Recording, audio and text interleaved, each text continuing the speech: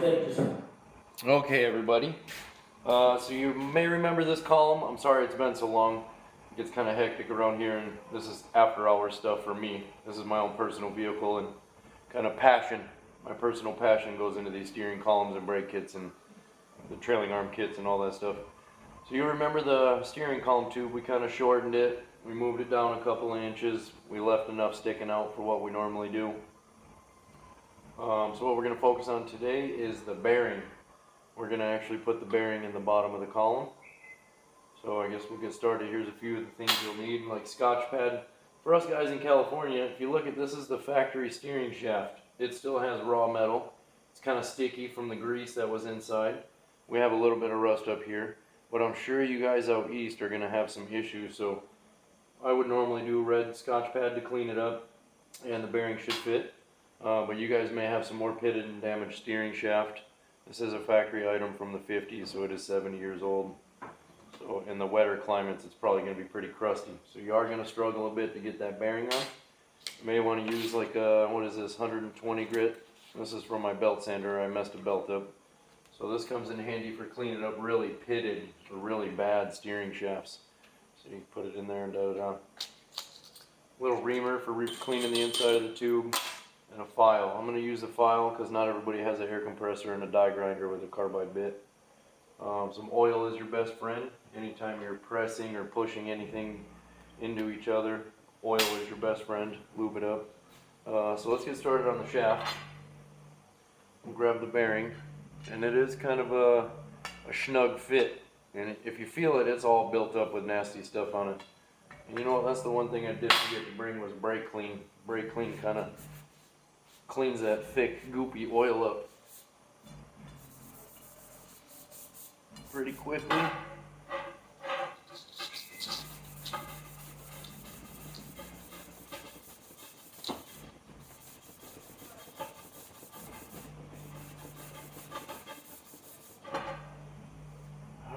so that was just a quick. Again, hopefully your steering shaft is a little nicer than the pitted ones I have seen. So even that is pretty snug. Like I said earlier, we're going to drop some of this oil on there. We'll kind of coat the inside of the bearing. Swish it around.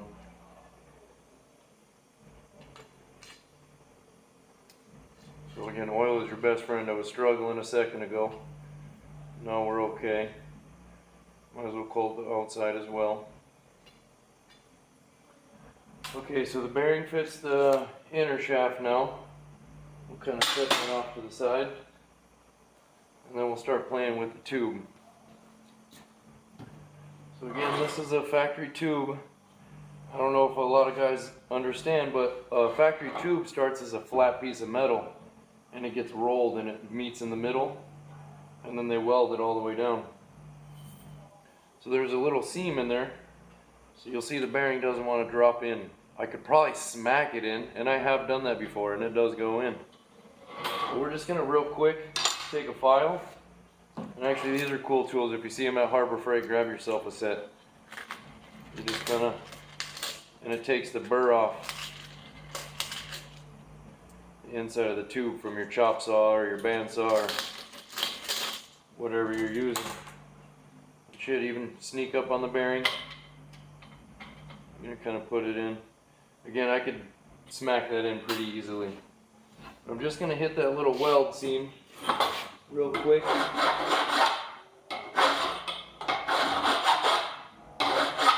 Nothing crazy.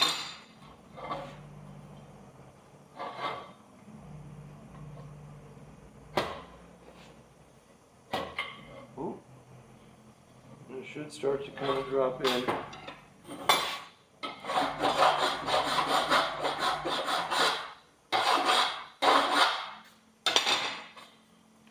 So that tube that I use for prepping, you can see the factory paint inside. I haven't sanded any of the paint out. So you can always do a little test run. Yeah, that should go. It started a little crooked. But if I were to really get at it, it would definitely go.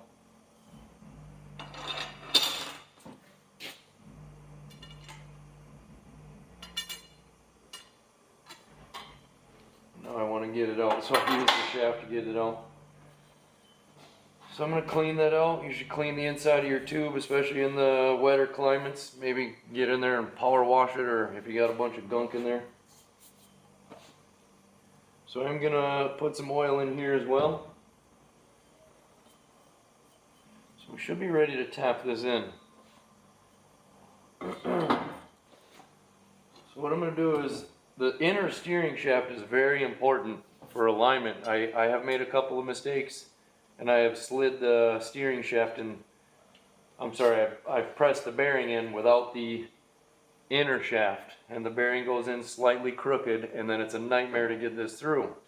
So what you want to do is take your stock steering shaft, slide it through your upper bearing. And remember, this thing's long because we haven't cut it yet.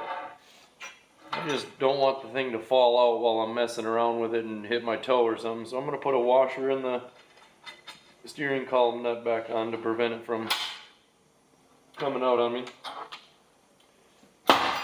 So now you have something like that. We can take our bearing. Let's throw some more oil on here, might as well. So we'll slide the bearing on the shaft, and we're going to use the inner shaft to guide the bearing into the column nice and square. So you kind of get it started. And then, nothing fancy, I just use the vise.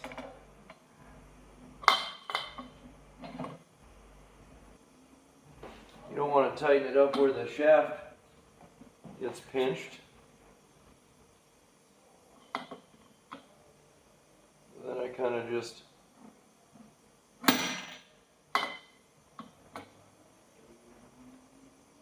I have the vise quite a bit tight. So the shaft will guide you, so if you kind of drop it,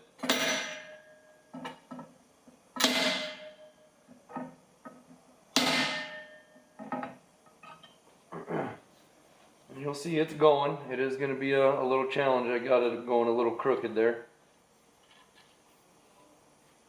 So let's keep going with it.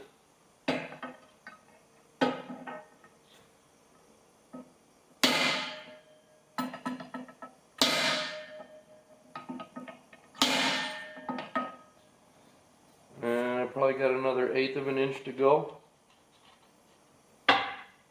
Oh, my nut went through the washer up there.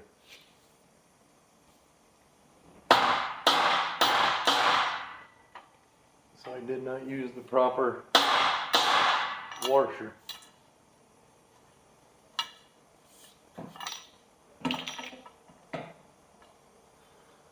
So again, I'm going to slow down. I have about an 1/8 of an inch to go. So I'm going to go ahead and get that going. Do it one more time.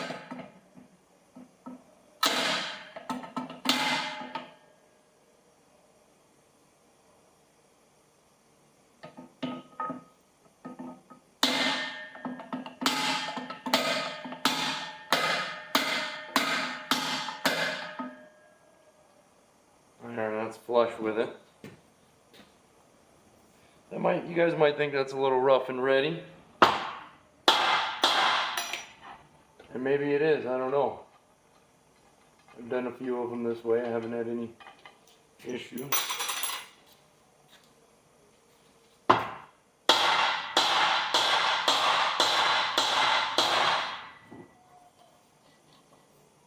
For example, it does spin easily. So you are going to notice once you do take it out, it is going to get a little difficult to get back in.